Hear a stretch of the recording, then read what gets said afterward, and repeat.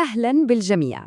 ممكن نفكر إن عالمنا الرقمي اليوم كله لاسلكي سماوي كده، بس الحقيقة غير كده تماماً. إحنا فعلياً عايشين وسط محيط ضخم من الكابلات المادية.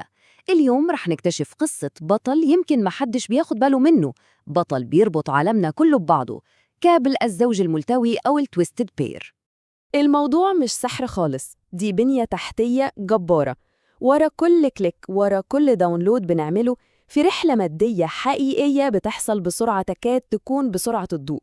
خلينا نتبع مسار الرحلة دي ونشوف بتبدأ منين.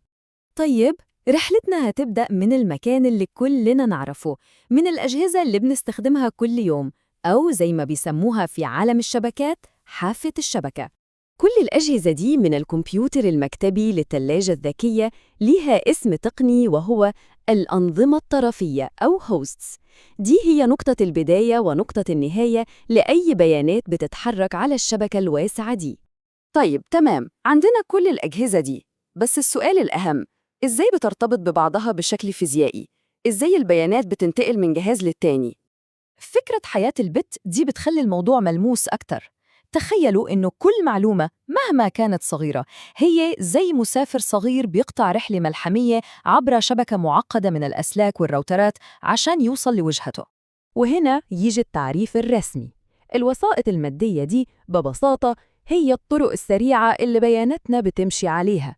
هي الأساس المادي لكل حاجة بنعملها على الإنترنت. بشكل عام نقدر نقسم الوسائط دي لنوعين: وسائط موجهة زي الأسلاك اللي نقدر نمسكها بإيدينا، ووسائط غير موجهة زي الواي فاي اللي موجاته منتشرة في الهواء.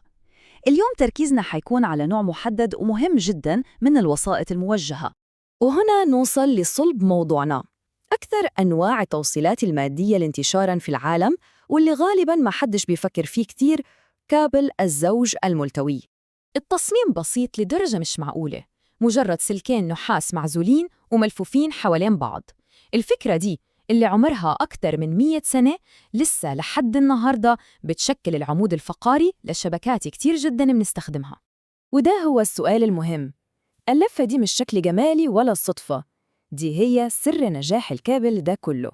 دي عبقرية هندسية فعلاً. شوفوا، لما التيار الكهربي بيمشي في سلك بيولد مجال كهرومغناطيسي.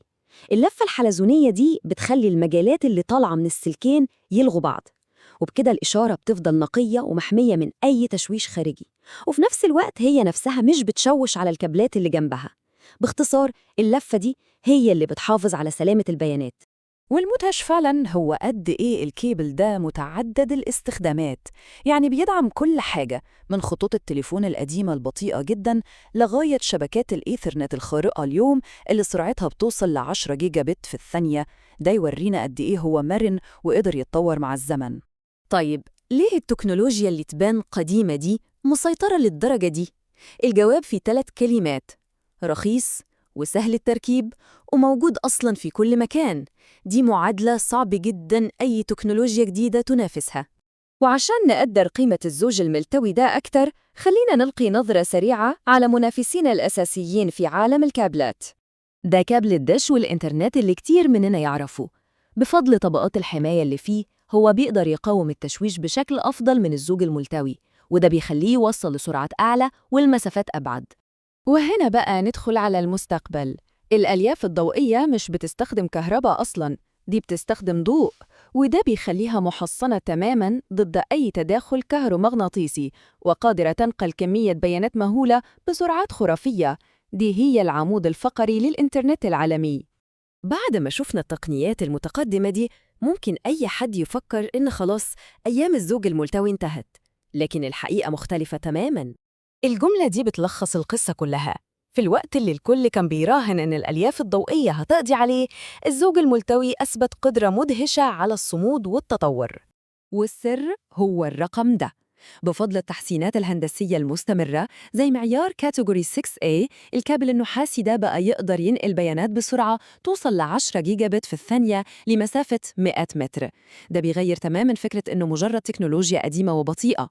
وده هو السؤال اللي بنختم بيه. قصة الزوج الملتوي بتعلمنا درس مهم، إن الحلول البسيطة والفعالة واللي بتقدر تتكيف ممكن تكون هي الأقوى، ويمكن السلك المتواضع ده لسه هيلعب دور حاسم في ربط عالمنا لسنين طويلة جاية.